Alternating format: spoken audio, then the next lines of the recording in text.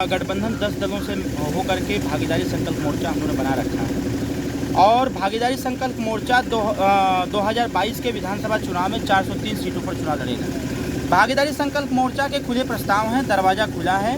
Bharatiya Janata party को छोड़ करके कोई भी दल हमसे गठबंधन करना चाहता है, उसका स्वागत है और सुहेल देव भारतीय समाज पार्टी उनका स्वागत करेगी भारतीय जनता पार्टी को छोड़कर। मुलाकात हुई थी।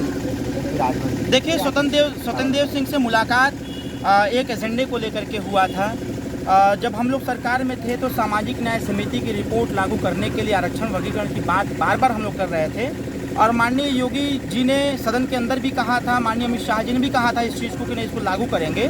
तो उसी को लेकर के माननीय नेताजी स्वतंत्र देव सिंह से मिले थे कि आपने सदन में कहा था, क्योंकि सदन चलने वाला था, तो इस बार सदन में इसकी घोषणा हो कि सामाजिक न्याय समिति की रिपोर्ट लागू की जाती है। लेकिन भारतीय जनता पार्टी कहती कुछ और है, करती कुछ और है। इन सारी चीज़ों को लेकर के नेताजी मिले थे।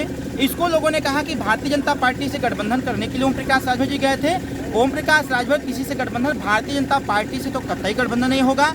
भारतीय जनता पार्टी चाहे कोई भी ऑफर दे दे, उसको हम स्वीकार करने वाले नहीं हैं। भागीदारी संकल्प मोर्चा अपने आप में 54% वोट लेकर के खड़ी है और भागीदारी संकल्प मोर्चा में से जो भी गठबंधन करना चाहता है भाजपा को छोड़ करके, उसका स्वागत है। अच्छा, सपा और बसपा को किस नजरिए से?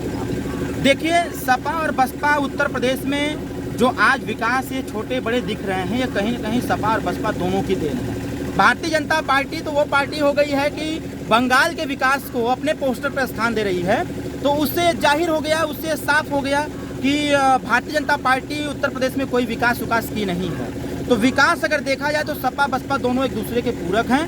दोनों ने लपट करके उत्तर प्रदेश का विकास किया है। अब अगला नंबर हम लोगों का है। उत्तर प्रदेश में जब हमारी सरकार बनेगी, भागीदारी संकल्प मोर्चा की सरकार बनेगी, तो जो विकास की गति अखिलेश जी के ज़माने में छूटी हुई है, अब उसको रफ्तार हम